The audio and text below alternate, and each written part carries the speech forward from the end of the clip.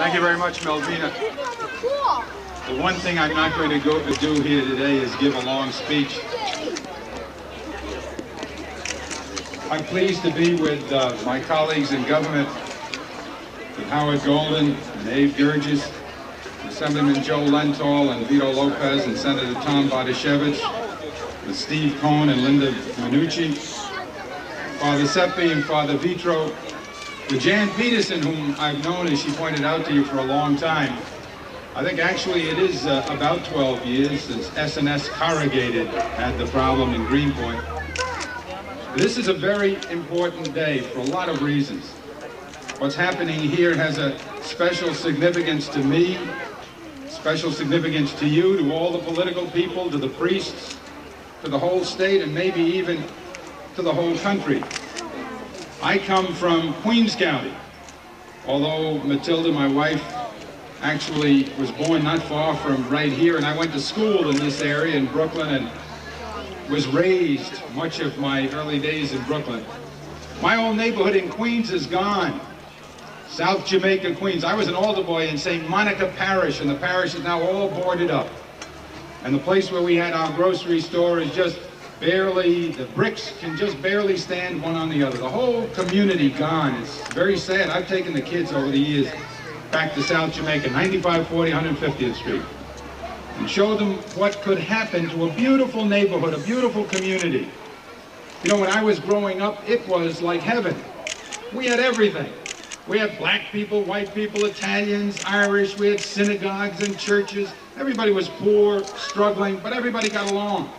Had a pretty good public school system. And we lived a good life. I mean, I grew up healthy and reasonably strong and well-educated in a lot of ways. I was well-educated by the streets, but it's all gone now in South Jamaica. You see those empty buildings with the windows, you know, those broken windows that look like empty eye sockets. How ugly that is. Why? Well, there was nothing like this in South Jamaica. The government turned its back on South Jamaica and places like South Jamaica, and there was nobody to organize the people. And the whole place fell apart. Lost the whole community. 2 Catholic churches, 3 synagogues, 3 Protestant churches, all gone. Amazing, it's like a graveyard. That's not true here. You have a wonderful thing here, and this building represents the epitome of this wonderful thing. And it's a lesson to South Jamaica and to the city of New York and the state of New York and the whole country. What you have here are people who are interested in their own welfare and willing to do something about it. You have people who say, hey, look, I'm not going to blame everything on everybody else. There are some hard times for some of us. There are some problems for some of us. Some of us have difficulties with our families, and maybe some of us will never make it. But we're going to give it a heck of a struggle on the way. And yes, we're going to insist that government help us. And you should insist that government help you, because government is you. All the government is the people saying, hey, look, we're better off when we come together and when we organize ourselves. That's where government started. It started in the beginning when primitive people were afraid of the wild beasts, when they were afraid of one another. They gathered together in clans and tribes and families and finally nations, and then they put governments in. For what? They put governments in to help them do together what they couldn't do so well by themselves. Build roads, build defenses, educate themselves. The things they couldn't do for themselves.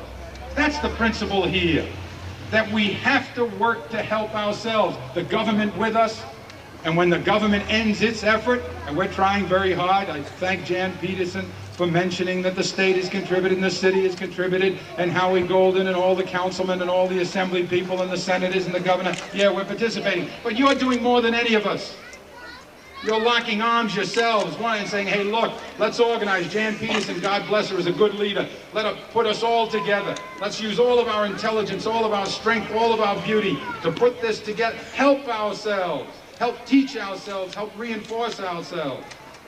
Hey, this can be a tough world, especially for them, especially for the little ones. Much tougher than South Jamaica 50 years ago. I grew up in South Jamaica, you know, they talk about it as a poor neighborhood. Forget about it, it was a beautiful neighborhood. We didn't have crack. We didn't have teenage pregnancy everywhere. We didn't have drugs. We didn't have violent crime. We didn't have people sticking other people with knives just for the fun of it. All right, you had a hard time finding a job and you had one pair of sneakers that you had to take to the gym and one suit, you know, they gave you the communion suit and you wore it until the sleeves were like that, see? But nothing like the problems these kids have. My God, 10, 12-year-old girls having babies and enjoying it and then doing it again, not knowing anything about parenting, not knowing anything about the responsibilities. Some of them so lonely in this world, so lost in this world, that they want the baby because now at least they have something. Nothing else. And if you said to them, my God, you know what this means? You know, the nights you have to stay up, you know, you have to provide for this child. You know how difficult it is when you have everything going for you. But who's going to teach them? Not Albany, not City Hall. We can't do it. You'll have to do it. You'll have to do it for one another. That's what this is all about. We have to teach the young ones. We have to save the young ones, save them from their own errors, save them from temptations you didn't have to face. And that's what this is about. The adult people who have been through a little bit gathered together saying, let's instruct them. Let's teach them from our own experience. And let's not run away from these problems. You know, for too long, government has run away from the problem. You say pregnancy and the government says, God forbid. Say birth control, oh my God, now the Catholic Church is over here, we got a problem, we better not talk about it. You have to talk about it. In my house, you say to my mother, drugs, she says, eat it. Don't say drugs. My mother's 85 years old. God bless, eat it. No teaching in. Don't say anything. But Mom, it's a, no. Like in the neighborhood, when a woman got pregnant, the old neighborhood, forget about it. Nobody even mentioned it. Nobody would even mention it. You can't do that anymore. You can't run away from these problems. You have to run right at them. What are you going to do about crack? You got to make the toughest laws you can make. You got to send these animals who would take your children and take their soul and put a match to their soul. You've got to put them away and be very tough on them. That's true. But you've got to do a lot more.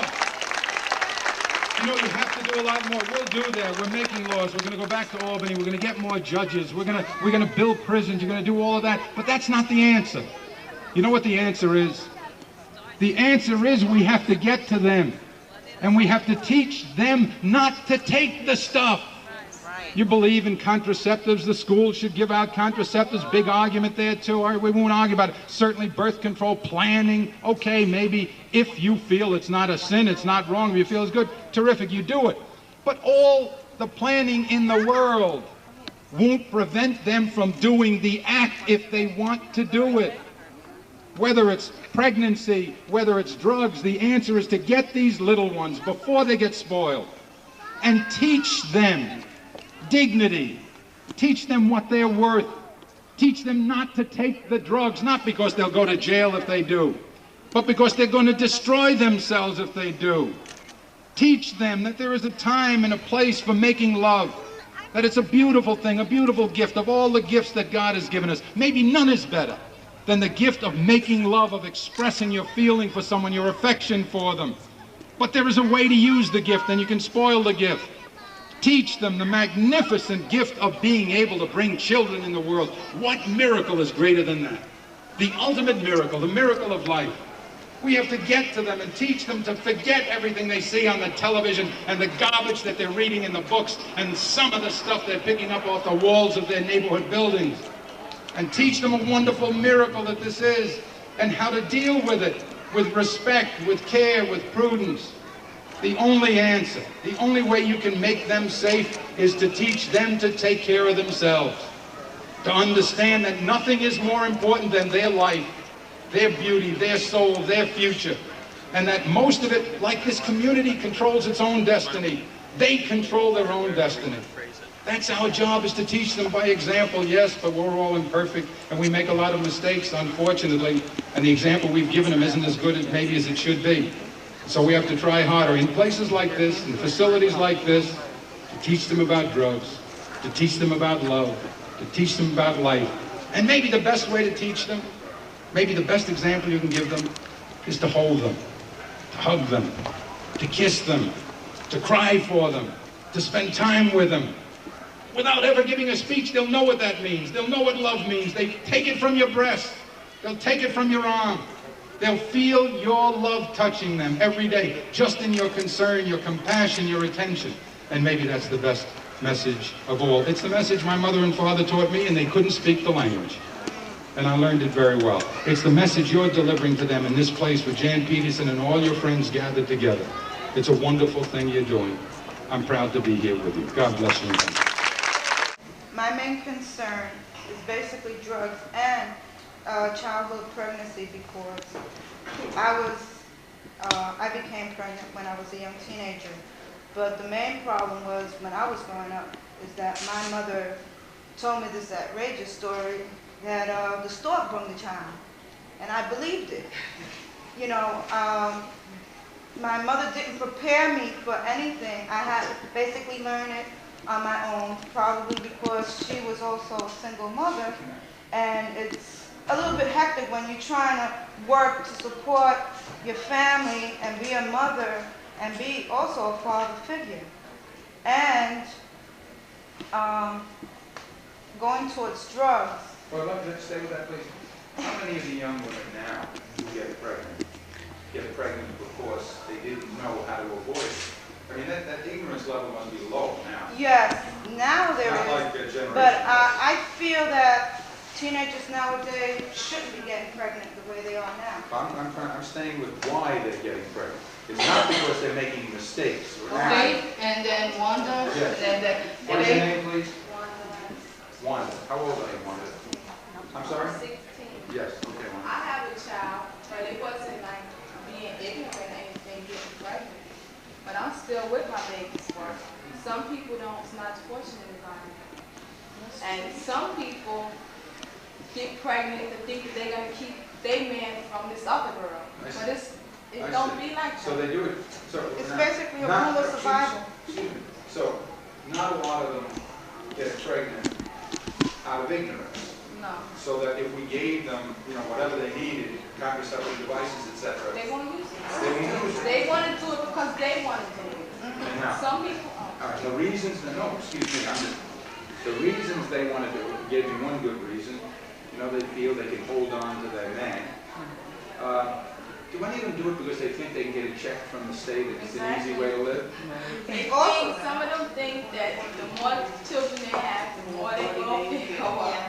But it's not Not like like that, right? No. It's just, and then what makes me really upset is when people beat their kids just to be beating them because they're dead.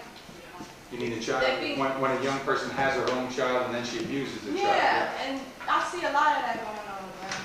I Well- mean, nice little kids, and they just beat them just to be beating them, saying, I'm sick of you. How can you actually be sick of Wonder something? Matilda, Mrs. Cuomo, talks about that all the time. She did yesterday with Ed Cox to 5,000 people at a rally.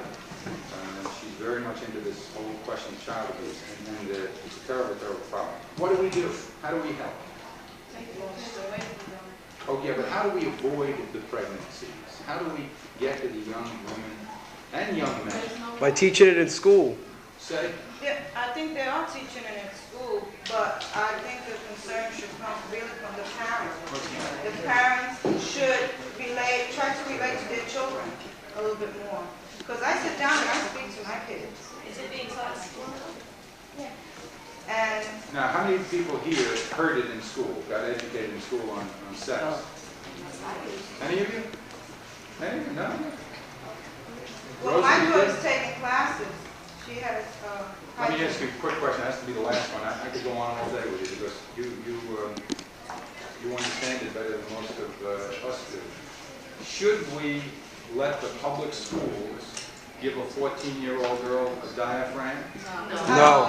Should we let the public schools give minors contraceptives? No. Young boys? Well, tell me why not one. Because if you say, I had this child at my school, and I come out of nowhere and say, well, this girl, she's having intercourse, I should give her this. You would be very hurt if I gave your child some kind of contraceptive. Why? Because it's not my child to be giving it anything. It could harm that child. What if the school says, we have noticed that these young people are all getting involved anyway. We're not going to stop them. And unless we give them these contraceptives, they're just going to get pregnant.